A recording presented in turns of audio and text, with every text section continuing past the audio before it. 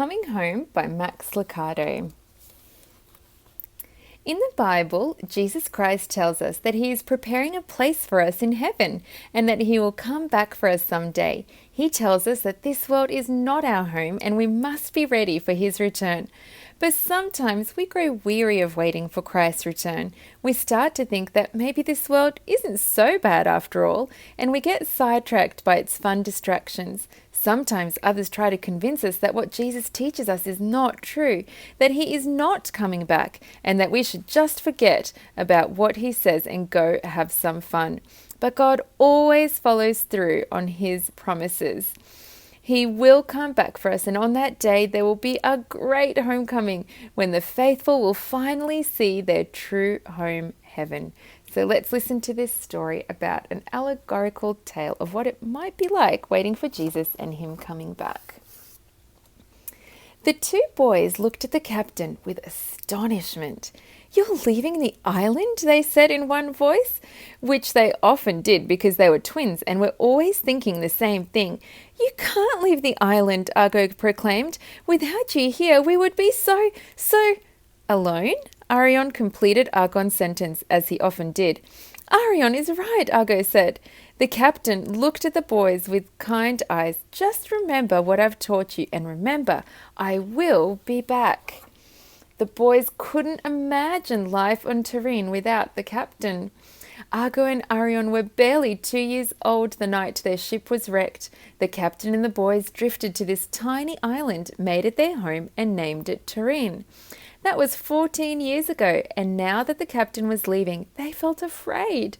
There's so much more to life than Turin, and when I return, we'll leave together for Bluestone. More to life than Turin? As far as Argo and Arion knew, everything in the world was just like Turin. Small and grey. Not a happy grey like the hue of shadowed snow. Not a strong grey like the shade of thunderclouds, but a dirty, dismal grey, like the worn skin of an elephant or the cold ashes of a dead fire. "You've got to see with your heart, not your eyes," the captain would challenge them. The captain had spent many evenings sitting with the boys, explaining the greyness and the meaning of colour. According to the captain, long ago a volcano had erupted, burying forever the colours of the isle under a blanket of soot.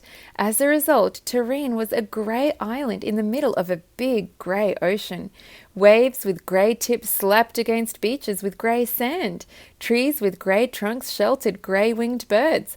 Grey animals with grey eyes peered from behind the grey bushes. Only the boys and the captain were not grey. A thick forest grew in the centre of the island, and in the centre of the forest there rose a mountain. The captain told the boys to stay away from both. The volcano erupted once, it will erupt again. And stay out of the forest, he would say, for the forest will take your colour. They believed the captain because he had seen 1,000 islands. "There are islands," the captain told them, "so vast you cannot walk around them even in 2 days." This amazed Argo and Arion, for they could run all the way around Turin in a few hours. And there are islands where the sky is so clear and the water so sweet that the birds sing and the creatures leave the forest and come to the sand. Amazing! Birds didn't sing on Turin, and the creatures never left the forest. But there is one island that is most special. Bluestone, the boys would state in unison. They knew the name well, for it was the captain's home. "Ah, Bluestone," the captain would smile. "There the birds always sing. Blue waters tumble over the shiny brown rocks, and the grass is evergreen, and the sun sets on the horizon like an orange ball." Argo and Arion would squeeze their eyes tight and try to picture the colours and hear the sounds. But they had never heard birds sing, and they'd only seen grey. The captain knew it was hard, so he would help them. "Look at each other," he would venture. "Do you see your blue eyes? That is the colour of water at Bluestone. And do you see your blonde hair? On my island there are birds and sunsets with such splendour. And your teeth, see how they're white? They are the colour of Bluestone's sand. It's like nothing you've ever seen here in Turin." Then the captain would grow very solemn. "Argo, Arion, you were not made for Turin. You were not made to live in the grey. Then his voice would grow soft with sorrow. Terrene was like Bluestone once, alive with sights and sounds long ago before the volcano. But his voice would be sad only for a moment. But Bluestone is not grey. His eyes would dance as he spoke, and Bluestone is your true home. I am going away for just a short time, he said. I'm going to Bluestone to prepare your place, but I will come back and take you to be there with me. But what do we do while you're gone? They asked. Remind each other that this is not your home, and help each other to be ready to leave when I return. Though the boys believed the captain, their hearts were sad as he climbed in his fishing boat and set sail for Bluestone. I will return, he shouted to them. Be ready. So began the days when Argo and Arion were alone together on the island. At first, they were just alike and did exactly the same things. They would rise early in the morning, look at each other's faces, and think of Bluestone.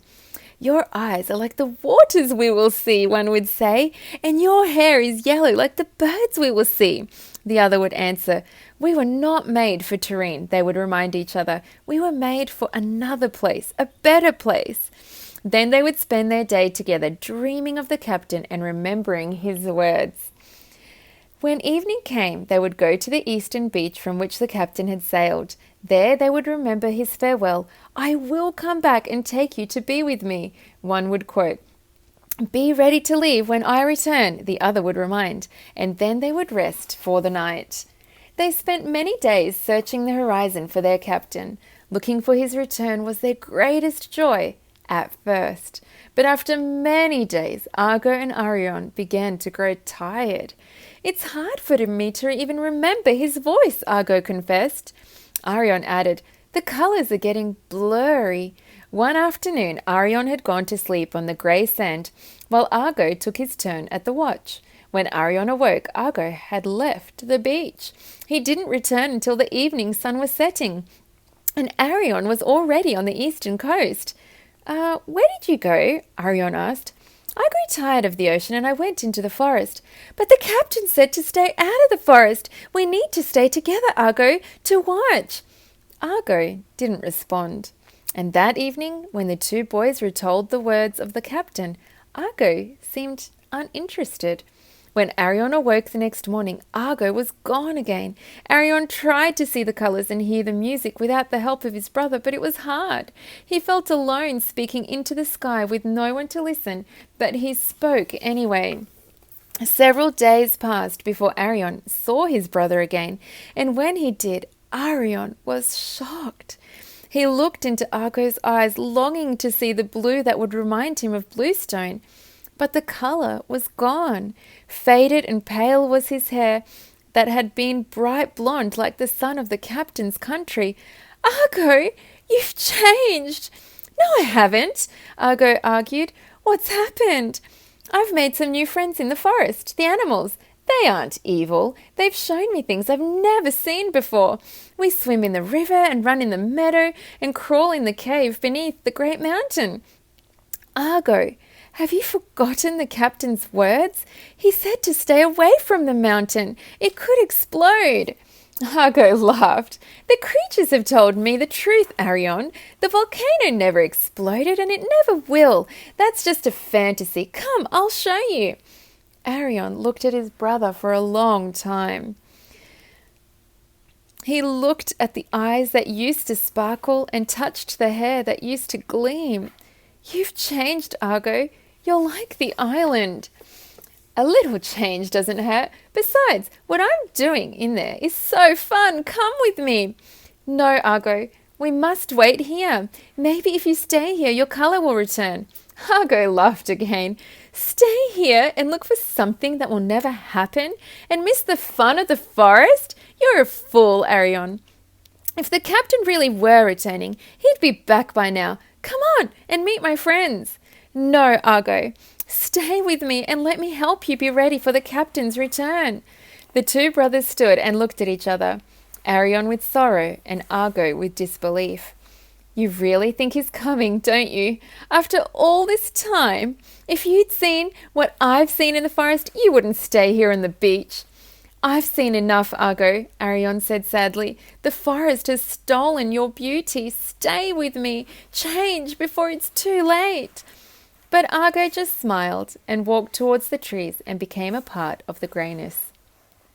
A few days later, a speck of gold appeared on the morning horizon. The colour Ego's hair used to be only 1,000 times brighter. It sparkled and beamed like a fire in the night. The light cut through the grey with splendour. It was a grand schooner boat with billowed sails of purest white coming. The captain had returned. Arion could see him on the bow of the ship. "I'm back," the captain called. "I'm ready," Arion shouted as loudly as he could. The captain waved. When Arion boarded the ship, he raced into the captain's arms. The weariness of the watch was forgotten. What Arion had been able to see only with his heart, he now saw with his eyes. He thought of his brother and looked up at the captain. "Argo chose Tureen," he said. Sadness came over the captain's face. He walked to the railing and looked at the grey forest. Just as Arion was turning away, he saw a sudden movement. Argo! He saw his brother step hesitatingly at first, and then he moved faster and faster until he reached the schooner. "Argo," the captain said. Argo glanced up at the tone of the captain's voice, but he quickly looked back down. "You know now the deceptions of the forest," the captain said. "Yes," Argo nodded. The captain looked at Argo for a long moment. Then Argo asked, "Please, may I come with you too?" The captain smiled and helped Argo onto the ship. The captain touched Argo on top of his head, and Argo's hair shed its greyness, and his eyes became blue as the waters at Bluestone, and his body seemed to glow. The ship set sail for Bluestone. Only when they reached the horizon did they feel the vibrations of the volcano erupting. Oh, boys and girls and mums and dads, it's going to be so exciting when Jesus comes back. I pray that you would get to know him and that you too would be ready and be there when he returns.